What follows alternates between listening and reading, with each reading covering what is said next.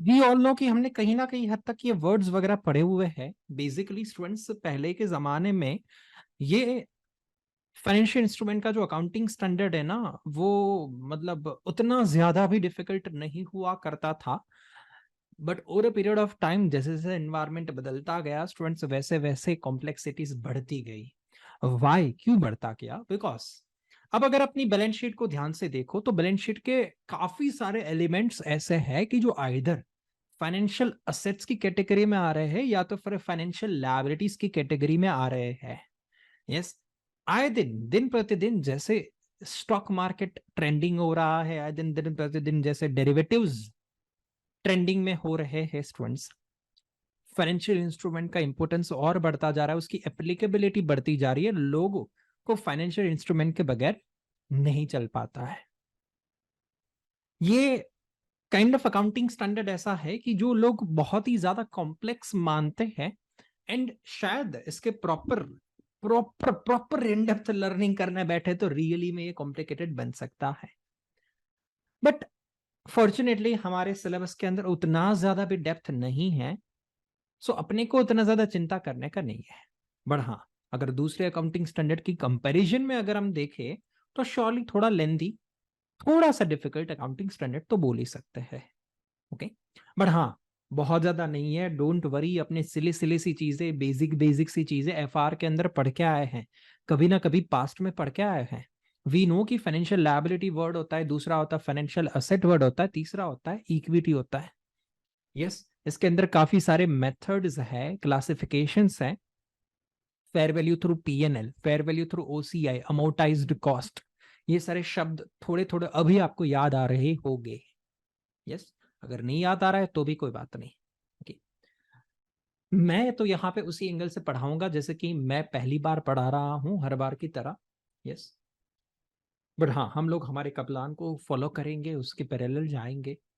आज का मेरा एजेंडा ये है कि मैं आपको बहुत ज्यादा तो अकाउंटिंग नहीं सिखाना चाहता हूँ, बहुत ज्यादा तो अकाउंटिंग नहीं।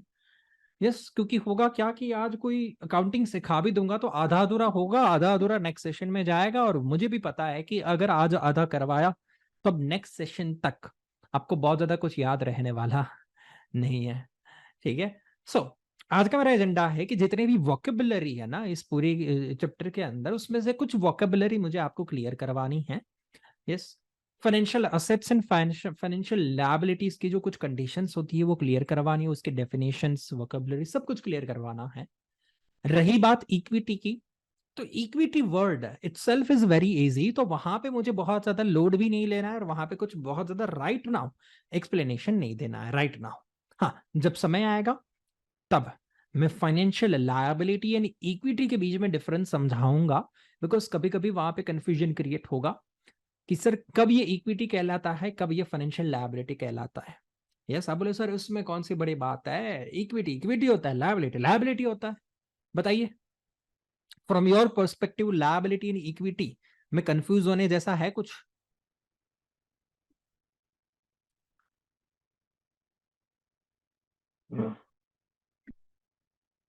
नो। वर्ल्ड में कभी कभी कोई कोई कंट्रीज के अंदर एक शेयर्स का कॉन्सेप्ट होता है, puttable equity shares. Puttable equity shares, इसका मतलब ऐसा है कि मैं आज आपको इक्विटी शेयर्स तो दे रहा हूं, but after 5 years if you want to redeem, if you want your money back, आप पैसे ले सकते हो। तो इसका मतलब ऐसा हुआ कि ये तो कैसा हुआ पता है, रिडीमेबल इक्विटी शेयर हुआ।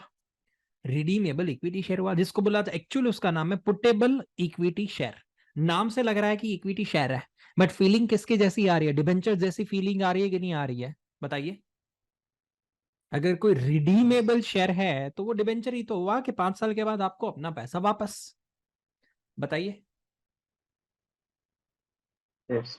यस, तो दैट पुटेबल इक्विटी शेयर, नाम भले ही इक्विटी हो बट उसके फीचर्स कैसे हैं, उसके कैरेक्टरिस्टिक्स कैसे है, डेट जैसा है उसके कैरेक्टरिस्टिक्स, लायबिलिटी जैसा है, हाँ है, तो फिर वो बनेगा लायबिलिटी, फाइनेंशियल लायबिलिटी। तो एक्सेप्शन का मैंने थोड़ा एक हिंट दिया आपको। पुटेबल इक्विटी शेयर नाम का कॉन्सेप्ट है जो नाम से इक्विटी है बट उसके कैरेक्टरिस्टिक्स के वो लायबिलिटी है। यस, अपने को इस पूरे चैप्टर में या तो ओवरऑल अकाउंटिंग के अंदर हमने काफी सारी बार ऐसा नोटिस किया कि भाई सब्सटेंस ओवर लीगल फॉर्म का कॉन्सेप्ट अप्लाई हो रहा है, जहां पे लीगल पॉइंट ऑफ व्यू से भले ही जो ट्रांजैक्शन हो रहा हो, सब्सटेंस देखना जरूरी है।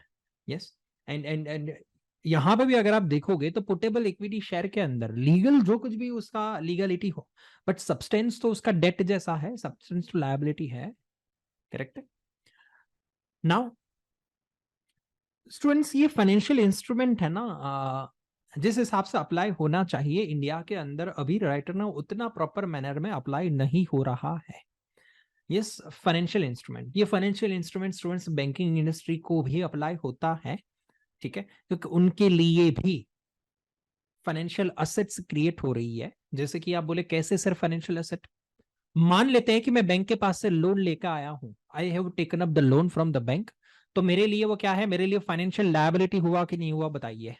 आई will have to repay the loan, तो मेरी वो लायबिलिटी बन गई कि नहीं बनी? यस, बताइए। यस। तो कहने से कि मेरा एक कॉन्ट्रेक्चुअल ऑब्लिगेशन है टू रीपे द कैश और repay in the form of cash. Yes, मेरी कॉन्ट्रेक्चुअल लायबिलिटी बन गई है। एंड सेम वे, क्या बैंक के लिए कॉन्ट्रेक्चुअल हक बन गया कि नहीं बना, contractual right to receive a payment. Yes, तो बैंक के लिए वो फाइनेंशियल असेट है। यस, अब जब बैंक के लिए वो फाइनेंशियल असेट है तो फाइनेंशियल एसेट कहलाएगा, I totally agree. But financial asset के अंदर स्टूडेंट्स जब जब जरूरत पड़े इंपेयरमेंट करना पड़ता है कि नहीं करना पड़ता? आपने एक इंपेयरमेंट का अकाउंटिंग स्टैंडर्ड्स कभी ना कभी पढ़ा होगा। यस, आपने पढ़ा होगा कि अगर कोई एसेट मेरी ऐसी है कि जिसका स्टूडेंट्स वैल्यू बहुत ज्यादा डिक्रीज हो जाता है, यस, सो हम उसको इंपेयरमेंट देते हैं। याद है इंपेयरमेंट वर्ड? वैसे तो आपको जाना पहचाना होगा। हाँ सर। सही है ना? सो बैंक वालों के लिए फाइनेंशियल असेट है, और असेट के केस में कभी कभी इंपेयरमेंट करने को आएगा जब उसकी वैल्यूएशन डाउन चली जाती है तब। यस, बोले सर बैंक वाले कहाँ इंपेयरमेंट, अरे पे क्यों नहीं? बैंक वाले ही ऐसे बंदे हैं कि जो हाईएस्ट इंपेयरमेंट करते हैं, आपको पता भी नहीं है। यस, बोले कैसे? वे बैंक वाले NPA, non performing asset record नहीं करते हैं क्या? बताइए। अब उस एनपीए जो हो गया है, यस, वो एनपीए का पैसा उसको मिलने वाला है कि नहीं मिलने वाला? नहीं मिल सकता, मतलब मोस्टली पॉसिबिलिटी कम है प्रोविजन करना। करेक्ट है, ऑलमोस्ट नॉट। यस, तो अगर कोई बंदा यहाँ पे डिफॉल्ट करता है, अपना ईएमआई टाइम टू टाइम नहीं भरता है, बैंक ने तो उसको असेट कंसिडर करवाया हुआ था, बैंक ने तो उसको असेट कंसिडर करवाया हुआ था, बट अब अगर अगर वो डिफॉल्ट कर रहा है, ईएमआई नहीं भर रहा है, तो वो फाइनेंशियल असेट का इंपेयरमेंट करना पड़ेगा। सही है, इंपेयरमेंट करना पड़ेगा। मैं थोड़ा बहुत आपको हिस्ट्री बता रहा हूं just for the knowledge purpose, yes, ताकि ये लेक्चर बोरिंग ना रहे। सर तो देखो पूरे दिन बस अकाउंटिंग अकाउंटिंग, सर ये वो बस वही थियरी पढ़ा रहे, नहीं, कुछ इंटरेस्टिंग सी चीज पढ़ा रहा हूं मैं आपको। तो बैंकिंग पर्सपेक्टिव से हुआ था ऐसा स्टूडेंट्स की they have to impair their financial assets, but जो इम्पेयरमेंट के रूल्स जो पहले हुआ करते थे ना, वो बहुत ही ज्यादा लेट एंड बहुत ही ज्यादा वीक थे। इंडिया में भी आजकल वैसा ही है। यस, इंडिया के रूल्स आपको जरा, मुझे जहां तक याद है, जो मैंने जहां तक रिसर्च किया हुआ है, ऐसा है कि मान लेते हैं कि आपने कोई ईएमआई डिफॉल्ट किया, ओके, तो बैंक वाले को 3 महीने तक, मतलब 1 क्वार्टर तक राह देखना पड़ेगा। 1 क्वार्टर तक हमारे पास से पैसे मांगने पड़ेंगे। 1 क्वार्टर तक पैसे भिखारी की तरह भीख मांगने के बाद भी अगर मैं उसको ईएमआई नहीं चुकाता हूं, यस, मैं बैक टू बैक 3 महीने तक डिफॉल्ट करते रहता हूं, फिर बैंक वाले मेरे को पूछेंगे कि दीपन भाई, हमने जो आपको लोन दिया था, वो लोन सिक्योर्ड था कि अनसिक्योर्ड था? यस, मान लेते हैं मैं बोल दूं कि भाई मैं आपने कहा जो लोन है वो सिक्योर्ड है। सही है, अब वो सिक्योर्ड है, तो बैंक वालों को शांति होगी, हाशकारा होगा, हाँ चलो सिक्योर्ड तो है। और स्टूडेंट्स वो सिक्योर्ड लोन के चलते हुए वो स्टूडेंट्स अपना है ना इम्पेयरमेंट, अपना बेड डेट रिकॉर्ड जो करना है, अपना जो एनपीए रिकॉर्ड करना है, वो और ज्यादा डिले कर देंगे। वाई? बिकॉज उनको लगता है कि ये लोन कैसा है, एनपीए अभी रिकॉर्ड नहीं करना है, बिकॉज लोन है सिक्योर्ड, सिक्योर्ड है तो कभी ना कभी तो पैसा आ जाएगा, and that's why they do not record their NPA even after waiting for 3 months। Yes, उसके बाद अगर ये सिक्योर्ड है तो बार बार फिर से उन लोगों को मेरे पास में आना पड़ेगा, पैसा मांगना पड़ेगा। Yes, and they can sell of my asset into the market after 3 years। 3 साल तक अगर मैं डिफॉल्ट करता हूं, पैसे रिटर्न नहीं करता हूं, तब जाके वो मेरी असेट को मार्केट में बेच सकते हैं, एंड तब जाके वो अपना कोई एनपीए रिकॉर्ड कर सकते हैं। ठीक है, बेड डेट रिकॉर्ड कर सकते हैं। अब इसके कारण स्टूडेंट्स हुआ था ये कि आपको पता होगा बहुत बड़ी पहले कंपनी हुआ करती थी लेमन ब्रदर्स। अगर नहीं पता तो थोड़ा गूगल करके फिर बाद में रिसर्च करना। लेमन ब्रदर्स के कारण और अचानक से उसकी कुछ 17-18 सब्सिडियरी कंपनीज का अचानक से डिसोल्यूशन हो जाना। यस, और उसके कारण 2008 की मंदी हुई थी। अगर आज की तारीख में अगर आपको ऐसा नॉलेज है कि हाँ सर 2007-8 के साल में कुछ मंदी आया था, तो वो मंदी आया था पूरा का पूरा लेमन ब्रदर्स के डिसोल्यूशन के कारण। जैसे ही लेमन ब्रदर्स का डिसोल्यूशन हुआ, यूएस इकोनॉमी फिर से हिल पड़ी। बोले कि ये क्या हो गया भैया, why does this kind of situation occurred again, ये ऐसा क्यों हो गया। सबके मन में ख्याल आता है ये ऐसा क्यों हुआ। जैसे एनरोन का स्कैम हुआ था, क्या तो एवरीवन वाज थिंकिंग कि भैया इसके पीछे का कोई तो कारण होगा, ये फ्रॉड हो गया। यस, सेम वे जब लेमन ब्रदर्स का इवेल्युएशन हुआ तब उसको लिए दोष दिया गया है आईएफआरएस को। आईएफआरएस को दोष दिया गया था कि आपका जो फाइनेंशियल इंस्ट्रूमेंट का अकाउंटिंग स्टैंडर्ड है ना, वो इंपेयरमेंट के, खास करके फाइनेंशियल इंस्ट्रूमेंट के इंपेयरमेंट के रूल्स बहुत ही ज्यादा लेट है। टू लिटिल टू लेट, मतलब इंपेयरमेंट करवाते जरूर है बट बहुत देरी कर देते इंपेयरमेंट करने में, और बहुत ही छोटी अमाउंट का इंपेयरमेंट करवाते हैं फाइनेंशियल इंस्ट्रूमेंट के स्टैंडर्ड के अंदर। एंड इस पर्टिकुलर 2008 के यूएस इकोनॉमी की इस टिप्पणी के बाद आईएफआरएस को भी बहुत धक्का लगा कि अरे बाप रे ये क्या हो गया। एंड आफ्टर दैट स्टूडेंट्स, उन लोगों ने अपने अकाउंटिंग स्टैंडर्ड्स को इंप्रूव करना स्टार्ट किया। ओके, अब जब इतना बड़ा सदमा लगा था, यस, इतना बड़ा रिसेशन आ चुका था और उसमें प्राइमरी सस्पेक्ट माना गया था आईएफआरएस को, राइट, इंटरनेशनल अकाउंटिंग स्टैंडर्ड्स को, तो आईएफआरएस ने अपनी जी जान लगा दी अपने फाइनेंशियल इंस्ट्रूमेंट को अपडेट करने के पीछे। ये अपडेट हुआ, बट इस बार जो जो अपनी गुजराती में बोलते हैं ना, यस, कि दूधनो दाइजो छासे फूकी फूकी ने पीवे। Yes, have you heard of that sentence? हाँ यस, है ना, तो उसका मतलब क्या होता है? Over cautious after. Over conscious हो जाते हैं हम लोग। यस, सो आईएफआरएस भी सेम ओवर कॉन्शियस हो गया। अब आईएफआरएस ने क्या बोला, इंपेयरमेंट के रूल्स क्या बता दिए हैं। अब आईएफआरएस के इंपेयरमेंट के रूल्स ध्यान से देखने लायक है। बोले मान लेते हैं हमने कोई सैलराइड बंदे को लोन देके रखा हुआ है। Yes, we have given up a loan to one of the salaried person. Salaried person काफी समय से, काफी सालों से लोन का ईएमआई भर रहा है, कोई दिक्कत वाली बात नहीं है। सपोज मान लेते हैं कि उस बंदे का जॉब चला गया, जॉब चला गया। ओके, अब जॉब चला गया है ना, फिर भी वो बंदा ईएमआई तो टाइम टू टाइम भर रहा है। यस, काफी सारे ऐसे बंदे थे कि जो कोरोना के समय पे स्टूडेंट्स, भले जॉब नहीं था बट उसके पास जमा पूंजी थी, सेविंग्स था ना, तो वो कोरोना के पीरियड आराम से निकाल पाए on the base of just and just savings. Can we say yes? तो हमारे इस केस के अंदर मान लेते हैं एम्प्लॉय का जॉब चला गया बट वो ईएमआई तो भर रहा है, ईएमआई तो भर रहा है। यस, बट आईएफआरएस बोला कि दीपन में वो कब तक ईएमआई भरेगा, कब तक? आज बंदे के पास भी कोई लिमिट होगा ना, उसके पास कोई नोट छापने की मशीन तो थोड़ी है। यस, कि जब तक जीवन चलेगा ईएमआई भरने में उसको कोई चिंता नहीं है, काम करे या ना करे। अभी ईएमआई भरा, 1 महीने का ईएमआई भरा, 2 महीने का ईएमआई भरा, without having a job he is paying the EMI of 2 months 3 months। कभी ना कभी तो वो थक जाएगा, कभी ना कभी पैसे उसके खत्म हो जाएंगे। Yes, so there is a risk of default. अभी भले ही वो ईएमआई भर रहा है बट क्या भविष्य में चांसेस है कि उसके सारा बैंक बैलेंस खाली हो जाए? बिकॉज अब वो जॉब तो कर नहीं रहा है और खर्चे तो चालू ही है, ईएमआई चालू ही है। बोल सकते क्या? Yes, yes. करेक्ट है। अब आईएफआरएस का स्टेटमेंट ऐसा है कि अगर if there is an increased risk of default, increased risk of default, ऐसा नहीं बोला कि बंदा डिफॉल्ट करेगा उसके बाद हम इंपेयरमेंट लगाएंगे, नहीं, इंपेयरमेंट का, डिफॉल्ट का रिस्क बढ़ना चाहिए। और इस केस में स्टूडेंट्स, उस बंदे की जैसी नौकरी चली गई थी ना, अपने को धक धक हो रेला था कि नहीं हो रेला था? जब तक उसकी जॉब थी तब तक टेंशन नहीं था, और जैसे ही जॉब चली गई, मुझे बताइए, जैसे ही जॉब चली गई, there is an increased risk of default और नॉट? यस। यस, जॉब चला गया, अब 40% चांसेस है कि वो बंदा ईएमआई नहीं भरेगा, बट 60% चांसेस है कि वो ईएमआई भर देगा। करेक्ट है? ये कब की बात है? जॉब चले जाने के बाद। यस, एंड प्रीवियसली ऐसा था, जब वो जॉब कर रहा था तब ओनली 5% चांसेस वर देयर कि वो ईएमआई नहीं भरेगा, बाकी 95% चांसेस वर देयर कि वो ईएमआई भर देगा। यस, तो ईएमआई ना भरने का रिस्क ड्रास्टिकली इंक्रीज हुआ कि नहीं हुआ? मैं नहीं बोल रहा हूं कि डिफॉल्ट किया नहीं किया, एक्चुअल सिनारियो क्या है, उसका बैंक बैलेंस क्या है, कुछ नहीं।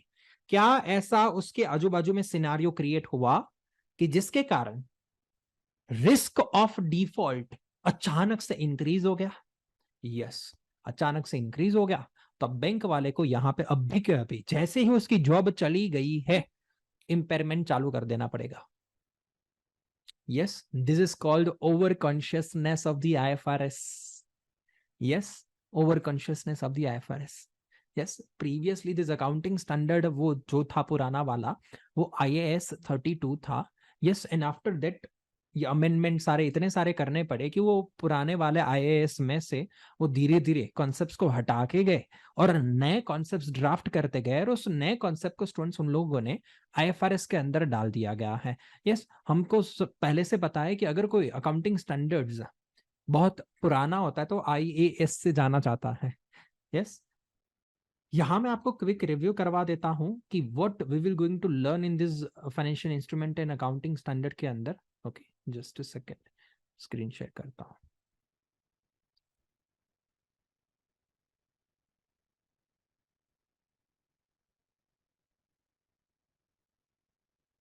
यस,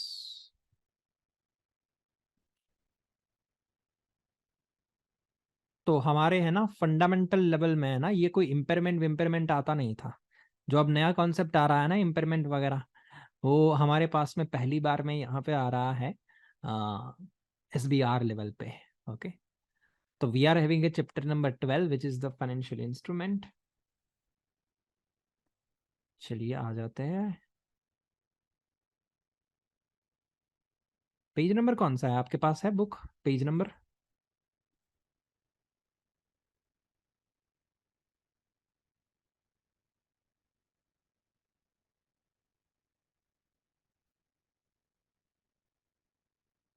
चलो आ गया, मिल गया।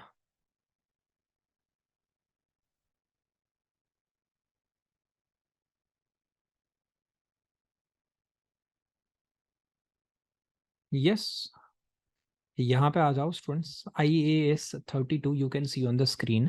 ये सबसे पहले सबसे पुराना वाला अकाउंटिंग स्टैंडर्ड है। फाइनेंशियल इंस्ट्रूमेंट के सारे रूल्स स्टूडेंट्स पहले इधर ही हुआ करते थे IAS 32 में, बट इतने सारे अमेंडमेंट हुए स्टूडेंट्स की अब धीरे धीरे नए सारे के सारे अमेंडमेंट स्टूडेंट्स वो IFRS 7 एंड IFRS नाम के अंदर डालते गए हैं। मेजरली स्टूडेंट्स, मेजरली जो IFRS अभी हम कवर करने वाले हैं वो IFRS 9 कहलाता है, बिकॉज डिस्क्लोजर तो एक काइंड ऑफ थियरी है, तो उसको उतना ज्यादा हम भाव नहीं देते हैं। करेक्ट है? जो कुछ भी भाव देंगे स्टूडेंट्स वो पूरा का पूरा रिकॉग्निशन वगैरह वगैरह जैसी चीजों को, अकाउंटिंग वगैरह को देंगे, तो वो सारे के डिटेल कॉन्सेप्ट IFRS 9 में आने वाला है। तो कोई अगर आपको पूछे कि इस फाइनेंशियल इंस्ट्रूमेंट का अकाउंटिंग स्टैंडर्ड कौन सा है, तो आपको आंसर करना है IFRS 9। ओके, बिकॉज अब मोटा मोटा सब कुछ जो पढ़ने वाले हैं वो IFRS 9 में पढ़ने वाले हैं। ना ही कुछ प्रेजेंटेशन में खास रखा है, ना ही IFRS 7 में कुछ रखा है डिस्क्लोजर में। ओके, कि जो पूछने लायक हो। बट अभी भी स्टूडेंट्स फ्रेंकली स्पीकिंग यहाँ पे इन लोगों ने जो financial assets and financial liability का जो डेफिनेशन है ना, yes definition, as well as आपको पता है कि there are concepts like fair value through PNL, fair value through OCI, वो सारे के सारे क्लासिफिकेशन है ना, वो आज की तारीख में अभी भी उन लोगों ने IAS 32 के अंदर रखे हुए हैं। जस्ट मैं नॉलेज के लिए बता रहा हूं कि जब मैं आपको इन सारी चीजों के डेफिनेशंस बताऊंगा ना, तो डेफिनेशंस उन लोगों ने अभी भी पुराने वाले स्टैंडर्ड में रखी है। जस्ट नॉलेज के लिए बता रहा हूं मैं आपको, ठीक है? वापस आ जाते हैं स्टूडेंट्स। तो फाइनेंशियल इंस्ट्रूमेंट के 3 स्टैंडर्ड है, but as we can see on the screen majorly हम नाम लेंगे IFRS 9 का। ओके, नाउ अपने को जो पढ़ना है स्टूडेंट्स, मेजरली मैंने जैसे बोला स्टूडेंट्स, क्लासिफिकेशन पढ़ना है अपने को, रिकॉग्निशन मेजरमेंट पढ़ना है, इम्पेयरमेंट पढ़ना है, डेरिवेटिव्स एंड हेज अकाउंटिंग सबसे लास्ट में आएगा। ये भी एक ऐसा यूनिक एरिया है कि जो आप कभी नहीं पढ़े हुए हो, इम्पेयरमेंट भी नहीं पढ़े हुए हो, सिर्फ और सिर्फ आप शायद FR के अंदर पढ़े होगे, तो ये ऊपर वाला एस्पेक्ट पढ़े होगे, बस इतना सा FR में आता है। ACC एक FR की बात कर रहा हूँ, not a CA final FR। Okay, यहाँ पे आ जाते स्टूडेंट्स।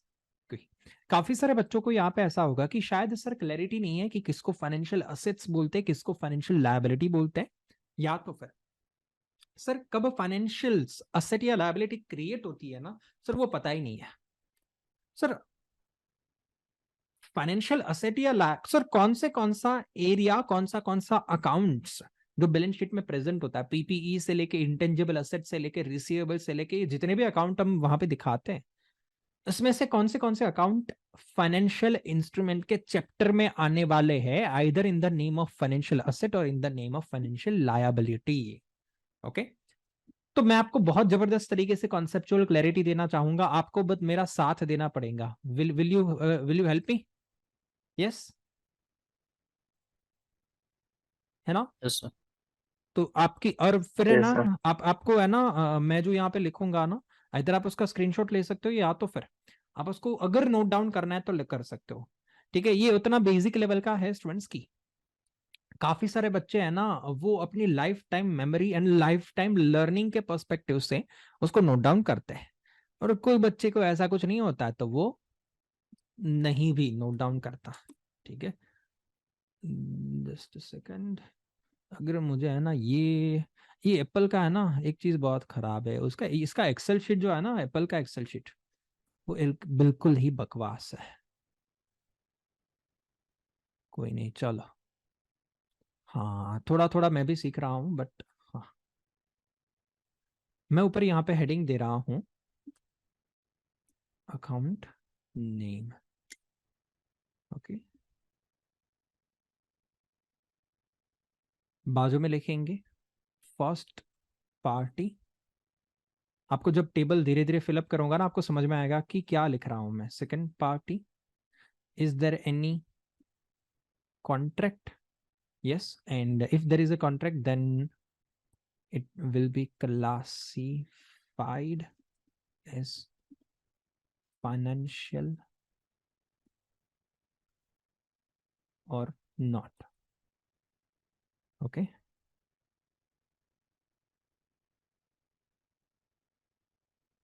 चलो अब आई होप समझ में आ रहा है आपको। सबसे पहले लेते हैं property plant and equipment. Okay, अब मेरे पास में यहाँ पे प्रॉपर्टी प्लांट एंड इक्विपमेंट है, तो क्या हम ऐसा बोल सकते हैं कि देयर इज अनदर पार्टी की जो इस प्रॉपर्टी प्लांट इक्विपमेंट के साथ में जुड़ी हुई है? नो। अगर मेरे पास में कोई असेट है, यस, तो उसका एक ही पार्टी होता है, उसका कोई दो दो अलग अलग पार्टी नहीं होते हैं। सही है, बट अगर बात करें लीज के बारे में, इधर बताओ, लीज लीज यस, लीज में दो पार्टी होती है कि नहीं होती है? First party and second party. एक होता है लेस सर होता है, एक होता है लेस सी होता है, बताइए, Yes. है ना? I am talking about like this कि दो अलग अलग पार्टीज, क्या इस पूरे के पूरे अकाउंट में कुछ नजर में आ रहा है क्या? नहीं, एक एक पार्टी है, the holder of the property plant and equipment is the one party. Sorry, yes, holder of the property plant equipment is one party, ये एक पार्टी है, बट उसका कोई दूसरा पार्टी नहीं है। और क्या हमारा कोई कॉन्ट्रैक्ट वगैरह हुआ है PPE के रिलेटेड? नो, नहीं हुआ है, तो it is a non financial asset. क्या बोला जाता है? Non financial asset. Yes, then उसके बाद असेट आपको आ रहा होगा इंटेंजिबल असेट। चलिए इसके बारे में देखते हैं। जब इंटेंजिबल एसेट की बात करते हैं तो हाँ, हम तो होल्डर होते हैं उस इंटेंजिबल एसेट के, बट उस इंटेंजिबल एसेट का कोई दूसरा पार्टी नहीं है यहाँ पे, और ना ही मेरा कोई इंटेंजिबल एसेट का कोई कॉन्ट्रैक्ट है, तो again it's non financial asset. Yes, उसके अलावा कौन सा पार्टी याद आ रहा है? रिसीवेबल्स लेते हैं। यस, अब रिसीवेबल्स के अलावा स्टूडेंट्स, आपको पता है ना, अपने लॉ वगैरह के अंदर नेगोशिएबल इंस्ट्रूमेंट्स वगैरह पड़े हुए होंगे। यस, वहां पे आपको याद है बिल्स ऑफ एक्सचेंज आता था, प्रोमिसरी नोट्स आती थी। एनीवन? हाँ सर। यस, तो वो भी कभी कभी मेरे रिसीवेबल्स के साथ में ट्रीट हो सकता है या पेएबल्स के साथ में ट्रीट हो सकता है। ओके, मैं यहाँ पे लिख नहीं रहा हूं, बट हाँ, क्या मेरे रिसीवेबल्स में एक पार्टी है? हाँ है। एक होता है सेलर एंड दूसरा होता है, कौन है दूसरा पार्टी भी? Yes, buyer. यस स्टूडेंट्स, क्या हम दोनों के बीच में कॉन्ट्रैक्ट है? यस कॉन्ट्रैक्ट है। हम मेरे मेरे को उसको माल देना है, वो मुझे पेमेंट देगा। Yes there is a contract. तो ये हमारा फाइनेंशियल स्टूडेंट्स असेट या फाइनेंशियल लायबिलिटी व्हाटएवर कहला सकता है। समझ में आ रहा है अभी थोड़ा बहुत क्या डिस्कशन हो रहा है यहाँ पे? Everybody? Yes sir. Yes. Then उसके बाद स्टूडेंट्स हम और एक चीज रख सकते हैं हमारे पास में, इन्वेस्टमेंट इन इक्विटी शेयर्स या फिर डिबेंचर या वगैरह वगैरह। तो यहाँ पे भी दो पार्टी है। आई एम, यस मैं तो एक पार्टी हूं, मेरे पास में इक्विटी शेयर पड़े हुए हैं रिलायंस के, तो I am as an holder of the equity share, मैं तो हूं। बट ये इक्विटी शेयर का कोई अदर पार्टी है कि नहीं है? Yes, Reliance itself is other party who is called an issuer. और हम दोनों के बीच में कॉन्ट्रैक्ट हुआ है कि मैं तुम्हारे शेयर्स खरीदूंगा, तो ऑन दी अदर साइड आपको मुझे वोटिंग पावर देना पड़ेगा, आपको मुझे डिविडेंड पावर देना पड़ेगा, dividend rights as well as residual interest देना पड़ेगा। मतलब कंपनी के वाइंडिंग अप के समय पे आपको मुझे सरप्लस अमाउंट देना पड़ेगा। क्लियर है कि नहीं है? Yes, hello. हाँ सर।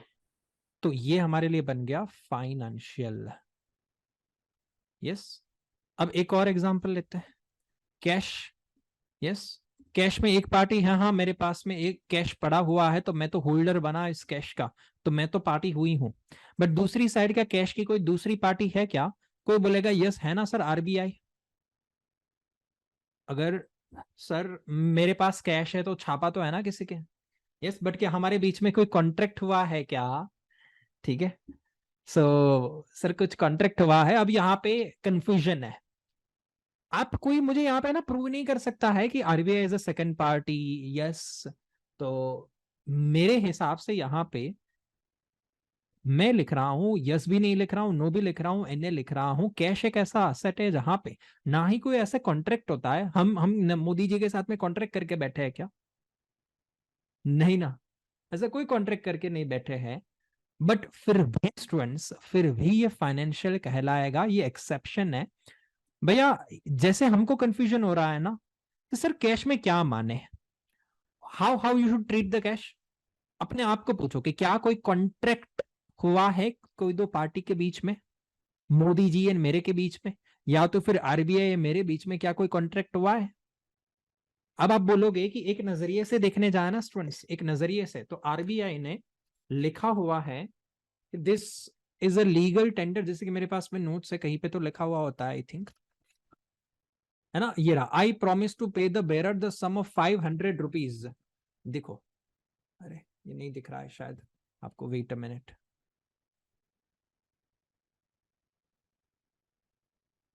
यस, अब आपको दिखेगा शायद, ये देखो, यहाँ पे है ना नोट जो होती है, यहाँ पे लिखा होता है इंग्लिश में।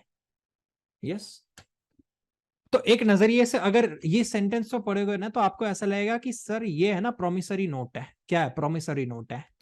यस, एक नजरिए से आपको लग रहा होगा कि सर यहाँ पे मेरे और आरबीआई के बीच में कॉन्ट्रैक्ट हुआ है।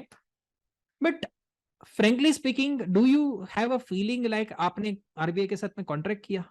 नहीं, हमको तो कभी ऐसा फीलिंग आया नहीं कि हमने आरबीआई के साथ में कॉन्ट्रैक्ट किया हुआ है। सही है ना? सो प्लीज स्टूडेंट्स, इसके अंदर मगजमारी करने से कोई फायदा नहीं है। इसके अंदर कितना भी सोचोगे आपको आंसर नहीं मिलेगा। जैसे हमको आंसर नहीं मिल रहा है, अकाउंटिंग स्टैंडर्ड्स वालों को, आईएफआरएस कमेटी को भी आंसर नहीं मिला था कि क्या रियली में ये कैश कोई के साथ में कोई दूसरा पार्टी होता है, जैसे हमारे दिमाग में आ रहा आरबीआई। यस, कि नहीं होता है। इसलिए उन लोगों ने बाय डिफॉल्ट, बिना ज्यादा मगजमारी किए, बिना कुछ दिमाग लगाए, उन्होंने उसको बाय डिफॉल्ट फाइनेंशियल कंसिडर कर दिया है। ओके, समझ में आ रहा है? एवरीबॉडी? हाँ। यस, एक ये है। अपार्ट फ्रॉम दैट स्टूडेंट्स, अगर हम लायबिलिटी साइड में आए तो लायबिलिटी साइड में एक होता है हमारा लोन होता है। अब लोन में क्या दो पार्टी है? यस, है ना? एक बैंक है, एक मैं हूं, और हमारे बीच में क्या कॉन्ट्रैक्ट हुआ है क्या? यस, कॉन्ट्रैक्ट हुआ है। तो अब ये फाइनेंशियल बन जाएगा। अब लायबिलिटी बनेगा या वॉट एवर बनेगा वो बात की बात है। देन अगर मान लेते हैं मेरे खुद के पास मेरी कंपनी के इक्विटी शेयर या फिर प्रेफरेंस शेयर या फिर डिबेंचर या वॉट एवर होगा, तो यहां पे भी once again students first party भी है, सेकंड पार्टी भी है, कॉन्ट्रैक्ट भी है, और ये क्या बन जाएगा? फाइनेंशियल। यस। फिर अगर बात करें प्रोविजंस की, प्रोविजंस कौन से होते हैं पता है? मोस्ट ऑफ द कंपनीज के पास में वारंटी नाम का प्रोविजन होगा। यस और नो? बताइए। वारंटी। हाँ सर। तो इस वारंटी के अंदर क्या दो पार्टी है? अगर हम देखने जाए तो यस है तो सही यहाँ पे, राइट, वारंटी है तो सही। बट भैया क्या हमारे और आपके बीच में कोई स्पेसिफिक अमाउंट का कॉन्ट्रैक्ट हुआ है क्या? या तो फिर चलो मैं एज एन कंपनी में एक पार्टी फिक्स हूं, बट सामने कौन सा कस्टमर मेरे पास से ये वारंटी लेने आएगा, क्या वो फिक्स है? सेकंड पार्टी फिक्स है। और क्या हमारे बीच में वैसे कॉन्ट्रैक्ट हुआ है कि इतनी अमाउंट का ऑब्लिगेशन रहेगा वगैरह वगैरह? नो। तो फ्रेंकली स्पीकिंग ना कोई यहाँ पे क्रिस्टल क्लियर सेकंड पार्टी और ना ही यहाँ पे क्रिस्टल क्लियर कोई कॉन्ट्रैक्ट है कि जिसको हम जस्टिफाई कर पाए। एंड दैट्स वाई प्रोविजंस याद रखना वो नॉन फाइनेंशियल रहेंगे। ओके, बिकॉज वहां पे सेकंड पार्टी कोई क्रिस्टल क्लियर नहीं है। कोई भी बंदा प्रोविजन बनाता है ना, तो पर कस्टमर प्रोविजन नहीं बनाएगा। कोई भी बंदा प्रोविजन बनाएगा तो मोटा मोटा लमसम बनाएगा कि मेरे मोटे मोटे 500 करोड़ का टर्नओवर है, तो मुझे लग रहा है इस 500 करोड़ में से 10% कस्टमर तो आएंगे, तो 50 करोड़ का प्रोविजन बनाने दो। Are you getting the point? Yes, like this you will create a provision. सही है ना कि पर कस्टमर बनाओगे? क्या लग रहा है?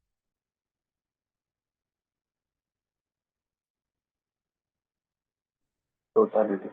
है ना, टोटल बनाओगे। अब ऐसे टोटल ऐसे बना रहे हो आप प्रोविजन, तो उसमें कहां कोई दूसरी पार्टी आई? आप तो सिर्फ अप्रोक्सीमेशन के बेस पे प्रोविजन बना रहे हो। Now there is no another party. Yes. Then होता है derivatives. Derivative students options, futures, call option, put option, ये सब कुछ आपको पता है। यहाँ पे हम सबको पता है कि यहाँ पे दो पार्टी होती है एंड होती है। एक कॉल ऑप्शन है तो सामने put option, call option buyer है तो सामने कोई कॉल ऑप्शन सेलर होगा। ठीक है, एक पुट ऑप्शन बायर है तो सामने पुट ऑप्शन सेलर होगा, फॉरवर्ड बायर, फॉरवर्ड सेलर वगैरह वगैरह होगा। एंड सबके बीच में कॉन्ट्रैक्ट होगे। And that's why derivatives is a very financial asset. आपने भले ही नाम ना सुना हो स्टूडेंट्स, बट एक और डेरिवेटिव है एम्बेडेड डेरिवेटिव। थोड़ा बहुत क्लैरिटी दे रहा हूं स्टूडेंट्स, एम्बेडेड डेरिवेटिव में भी मेरा स्पेलिंग मिस्टेक हो सकता है, ये भी कॉपी टू कॉपी डेरिवेटिव की तरह क्या है, फाइनेंशियली है। ठीक है, बट ये वर्ड आपने पहली बार सुना है। ठीक है, इधर ध्यान देना स्टूडेंट्स। मुझे बताइए, मेरे अगर लेक्चर्स लिए हुए हैं आपने, तो साथ साथ में आपको मटेरियल कंबाइनली आता है कि नहीं आता है? टेस्ट सीरीज कंबाइनली आती है कि नहीं आती है? तो क्या मैं बोलूं कि मेरे पैकेज के अंदर मैंने material and test series embed कर दिया है, जोड़ दिया है? क्या लग रहा है? यस, करेक्ट है। डेरिवेटिव्स का मतलब होता है कि भैया डेरिवेटिव्स जब आगे जाएंगे, मैंने तो सिर्फ छोटा सा एग्जांपल इसलिए दिया एम्बेड वर्ड को समझाने के लिए। हाँ, this was not an example of embedded derivative. Derivative पे तो आई नहीं है, सिर्फ एम्बेड वर्ड का कॉन्सेप्ट समझा रहा हूं आपको। ठीक है, ये एम्बेडेड डेरिवेटिव इतना कॉन्सेप्ट खतरनाक है प्रैक्टिकल लाइफ के पर्सपेक्टिव से। यस, कि इसके समझ पाना अच्छे को पसीने छूट जाते हैं। प्रैक्टिकल लाइफ की बात कर रहा हूं। पीडब्ल्यूसी प्राइस वाटर कूपर हाउस ने इसके ऊपर 400 पेज की बुक निकाली है। 400 पेज का बुक, फाइनेंशियल इंस्ट्रूमेंट का नहीं, 400 पेज का बुक एम्बेडेड डेरिवेटिव के लिए।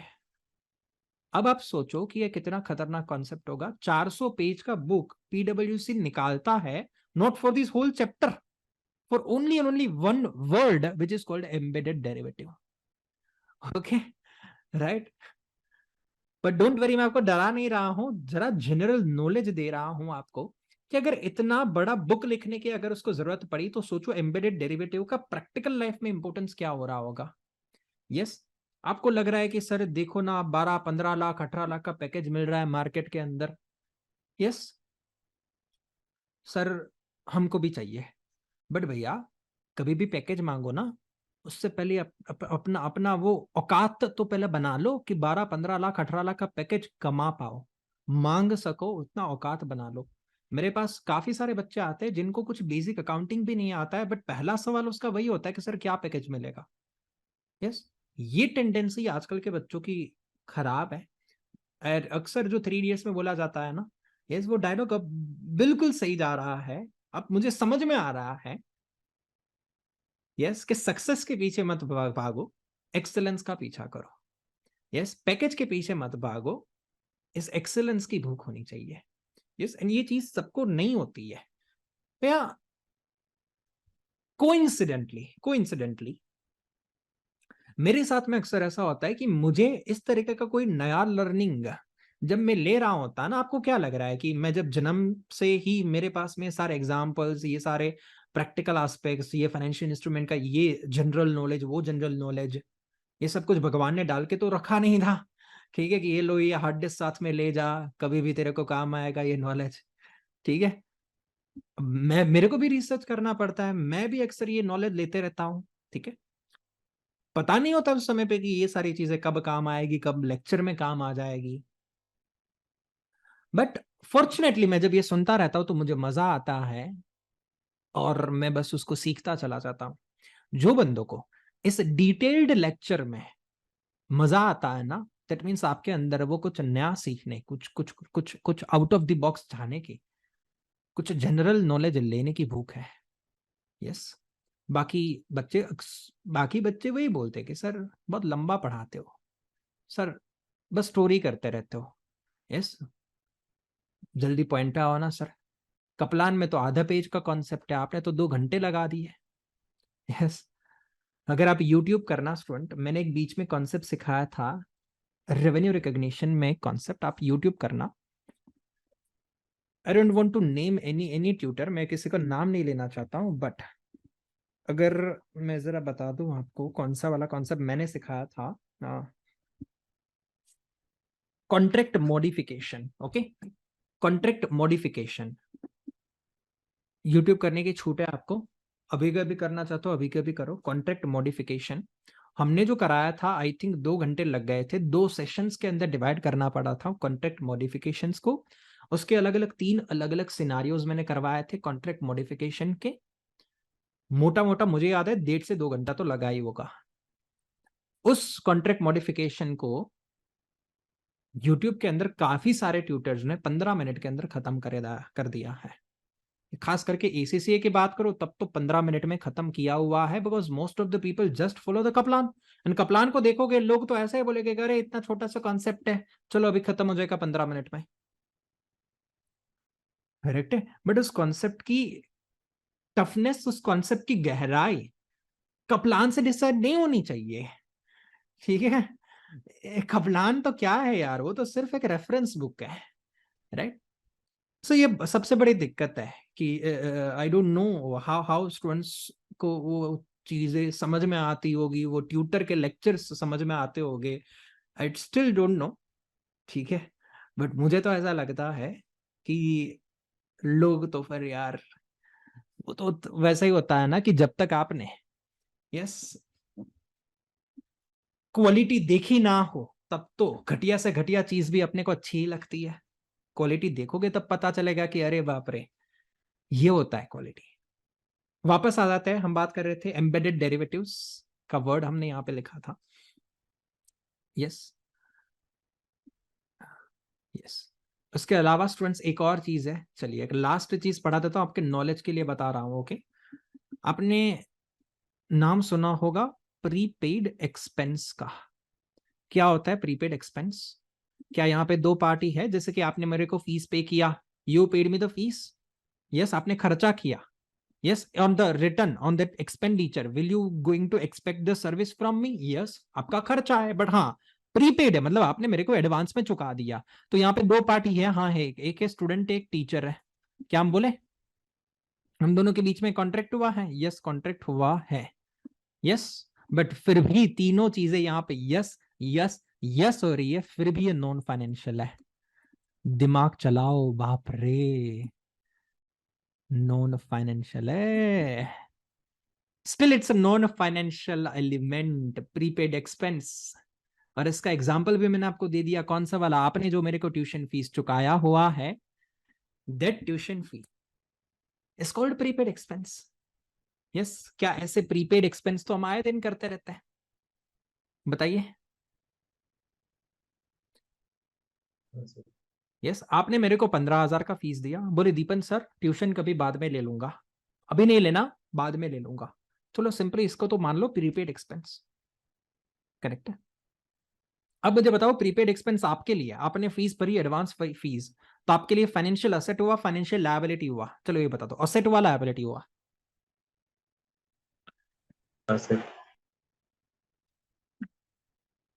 असेट हुआ। यस भैया, फाइनेंशियल असेट कोई भी चीज तभी कहलाती है जब there is a contractual right to receive a payment हो। क्या हो? Contractual right to receive a payment हो। आप मुझे बताइए, आपने मेरे को एडवांस फीस चुकाया हुआ 15,000 का, आपने अभी तक ट्यूशन लिए नहीं है, आपके लिए प्रीपेड एक्सपेंस है। 15 दिन बाद आओगे, बोलेगे दीपन सर अब मेरे को ट्यूशन नहीं लेना है, मेरे को रिफंड चाहिए। Will you be getting any refund?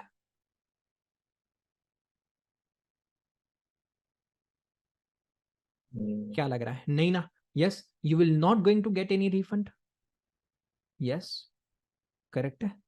सो क्या आपका कोई भी contractual right to receive a payment बनता है, या फिर इस कॉन्ट्रैक्ट के कारण आपका कॉन्ट्रेक्चुअल राइट टू लेक्चर्स बनता है? आपने मुझे जो फीस चुकाया 15,000 का, उससे आपको सामने एक हक मिला, बट हक कौन सा मिला? लेक्चर्स का हक मिला है, रिफंड मांगने का हक नहीं मिला आपको। समझ में आ रहा है? Yes, this is the reason कि यहां पे स्टूडेंट्स, आप कहीं पे भी एडवांस पैसा भरो, आपने है ना शायद अकाउंट्स पढ़ा होगा स्कूल वगैरह के अंदर, 11th-12th के अंदर पार्टनरशिप अकाउंट्स आता था, थोड़ा थोड़ा याद है? Partnership accounts, yes, partnership accounts. And उसके अंदर डिसोल्यूशन भी हुआ करता था, अगर पार्टनरशिप फर्म बंद हो जाती है ना तो डिसोल्यूशन हुआ करता था। अब उस डिसोल्यूशन करते समय पे हम है ना, आई थिंक रीस्ट्रक्चर अकाउंट या ऐसा कोई अकाउंट बनाते थे। Let let let me just Google it, मैं भी भूल गया हूँ, बहुत टाइम हो गया। So let me Google it. एक अकाउंट बनाते थे, partnership restructuring account. Restructuring account, yes right. ठीक है, उस समय पे भी स्टूडेंट्स आप जाके चेक कर लेना, प्रीपेड एक्सपेंस को हम कंसिडर नहीं करते थे, बिकॉज विद एन अजम्पशन कि मान लेते हैं कि हमने किसी को पेमेंट कर दिया कि भैया तुम हमारा अकाउंट्स वगैरह देख लेना, हम तुम्हें एडवांस फी दे रहे हैं, एडवांस पेमेंट कर रहे हैं। यस, हमने किसी को एडवांस दे दिया, किसके लिए? कोई स्पेसिफिक सर्विस के लिए, अकाउंटिंग, ऑडिटिंग, टैक्स रिटर्न वगैरह वगैरह के लिए फीस दे दिया। अब कुछ सर्टेन रीजन के कारण हमारा धंधा बंद हुआ। यस, तो हमने जो पेमेंट किया हुआ है उसका रिफंड नहीं मिलेगा, ऐसा अजम्पशन लिया जाता है हर बार, बिकॉज प्रैक्टिकल लाइफ में आपने किसी को एडवांस पेमेंट किया है तो आपको सामने सर्विस ही मिलेगा, गुड्स ही मिलेगा, you will not going to get the refund in the form of cash. Yes, so because of that reason यहाँ पे फाइनेंशियल एसेट या फाइनेंशियल लायबिलिटी के डेफिनेशन में फॉल नहीं करा जा रहा है इस चीज को, and that's why students it's non financial. ठीक है, अब ये चीज का प्लान में दिया हो या ना दिया हो, ये चीज आपका दिमाग खोल देंगे, आपको कुछ लगेगा कि मेरा टाइम कुछ इन्वेस्ट हो रहा है सर, मजा आया। ठीक है, so this is the table that if you want then I can send it to you in the WhatsApp also, or else you can have a screenshot also. I think screenshot लिया जा रहा है क्या? let me try, मैं ले लेता हूँ screenshot आपके behalf में।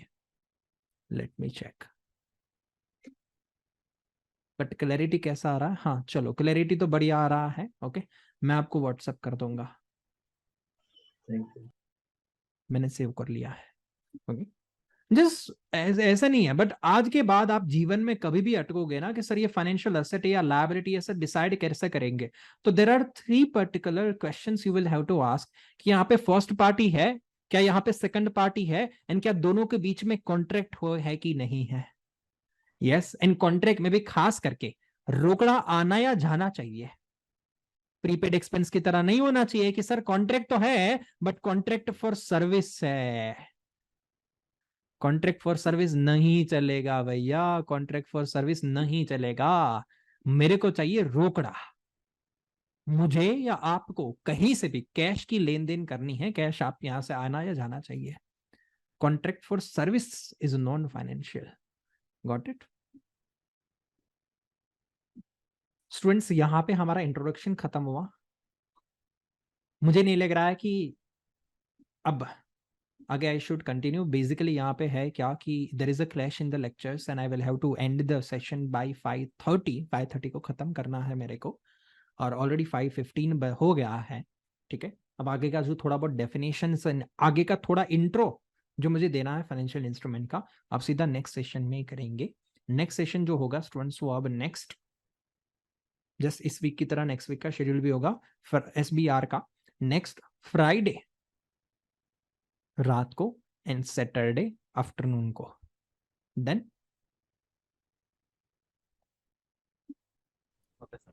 यस, चलिए सी यू टुमारो, तब तक के लिए बाय बाय। बाय।